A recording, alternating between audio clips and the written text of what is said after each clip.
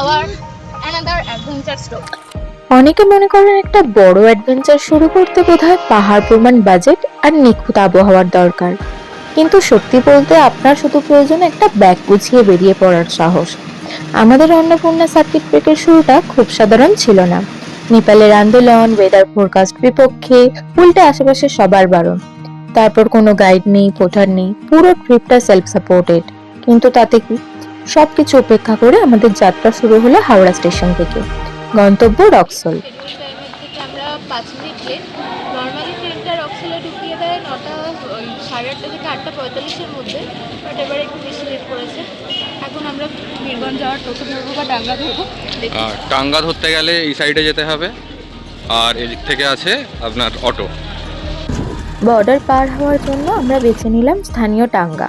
মাত্র 250 টাকায় পৌঁছে গেলাম বীরগঞ্জ বাস স্টপ পার করলাম বর্ডার। ঠিক আছে, কিছুই করেনি, খালি আইডি চেক করলো।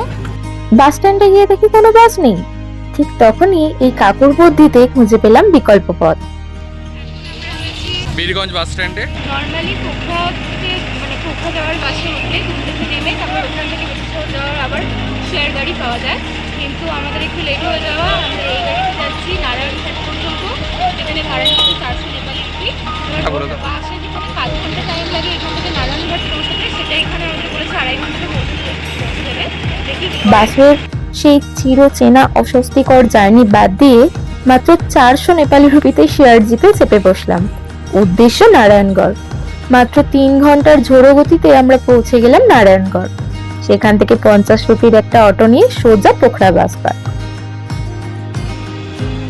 পোখরা বাস পার্কে এলে এখান থেকে পুরো একদম বসে এখান থেকে বাসও পাওয়া যায় আর ইভি গাড়িও পাওয়া যায়, জাস্ট লাইক দিস।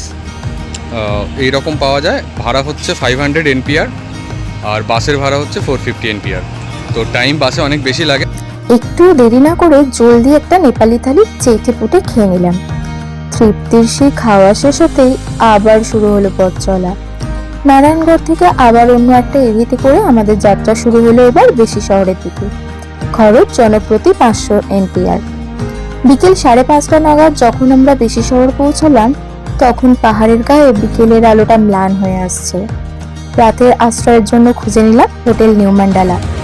থাকা আর খাওয়া মিলিয়ে দুজনের মোট খরচ হলো মাত্র 2000 নেপালি রুপি। ব্যাগগুলো কোনোভাবে হোটেলের রুমে রেখেই বেরিয়ে পড়লাম শহরটা ঘুরে দেখতে। গরম গরম লোকাল মোমো আর সাথে টুকটাক কেনাকাটা, ব্যাস সন্ধ্যেটা এইভাবে কেটে গেল। কিন্তু আকাশের মুখ তখনও ভার, পাহাড় যেন গুমরে হয়ে বসে আছে। সবশেষে হোটেলে ফিরে ডিনার সেরে যখন বিছানায় গেলাম, তাই তখন মনে একটাই প্রার্থনা, কাল যেন মেঘ কেটে পাহাড় দেখা যায়। এক বুক আশা নিয়ে ঘুমিয়ে পড়লাম সেই অজানার উদ্দেশ্যে। দেখা হচ্ছে পার্ট 2-তে, সাথে থাকবেন।